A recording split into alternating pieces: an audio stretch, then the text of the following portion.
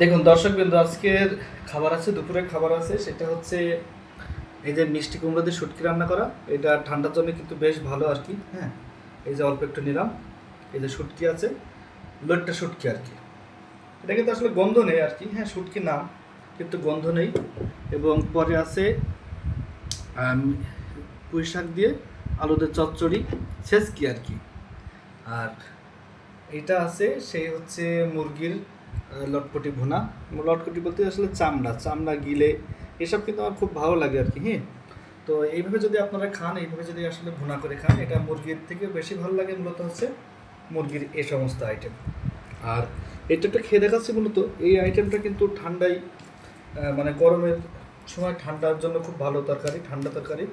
এই যে একটু নিলাম মিষ্টি কুমড়া, একটু সাথে একটু শুটকি নেবো। এই যে শুটকি একটু নিলাম, গন্ধ নেই কোনো রকম আর কি। শুটকি ইদানিং আমি বেশ খেতে পারি আর কি, ভালো লাগে। এই যে নিলাম, বিসমিল্লাহ, কুয়াকাটা থেকে আনিলাম এই শুটকিটা আর কি, খুব সুন্দর লাগে। আর এসব দিয়ে খাবো আস্তে আস্তে পর্যায়ক্রমে। যে একটা রসুন আছে। ঠিক আছে বন্ধুরা, সবাই ভালো থাকেন, আল্লাহ হাফেজ।